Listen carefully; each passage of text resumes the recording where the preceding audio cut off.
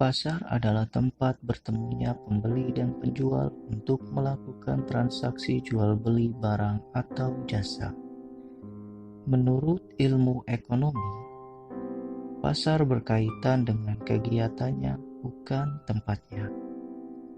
Ciri khas sebuah pasar adalah adanya kegiatan transaksi atau jual beli. Para konsumen datang ke pasar untuk berbelanja dengan membawa alat pembayaran yang sah, atau bisa kita sebut dengan uang. Pasar memiliki sekurang-kurangnya 3 fungsi utama, yaitu fungsi distribusi, fungsi pembentukan harga, dan fungsi promosi. Sebagai fungsi distribusi, pasar berperan sebagai penyalur barang dan jasa dari produsen ke konsumen melalui transaksi jual beli.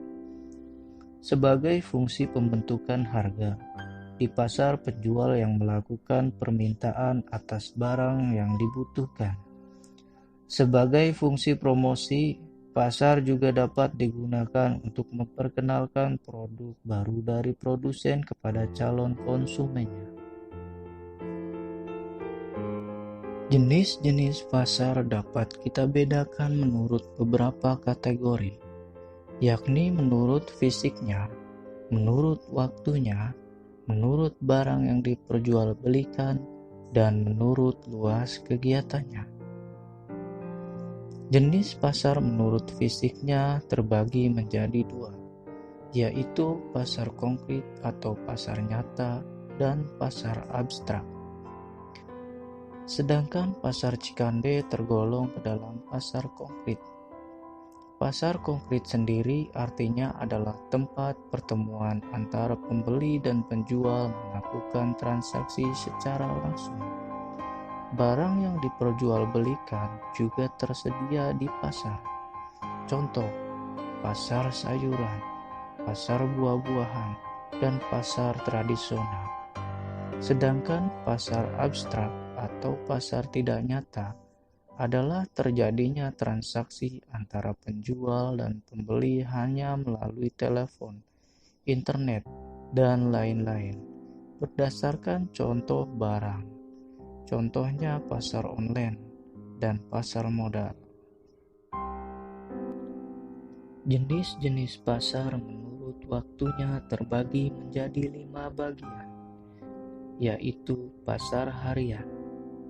Pasar harian adalah pasar yang aktivitasnya berlangsung setiap hari, dan sebagian barang yang diperjualbelikan adalah barang kebutuhan sehari-hari. Dan pasar Cikande tergolong dalam pasar harian.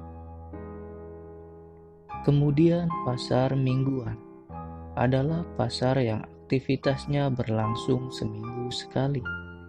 Biasanya terdapat di daerah yang belum padat penduduk dan lokasi pemukimannya masih berjauhan. Selanjutnya, pasar bulanan adalah pasar yang aktivitasnya berlangsung sebulan sekali. Biasanya barang yang diperjualbelikan, barang yang akan dijual kembali, atau agen atau grosir. Pasar tahunan adalah pasar yang aktivitasnya berlangsung setahun sekali. Misalnya, Pasar Raya Jakarta.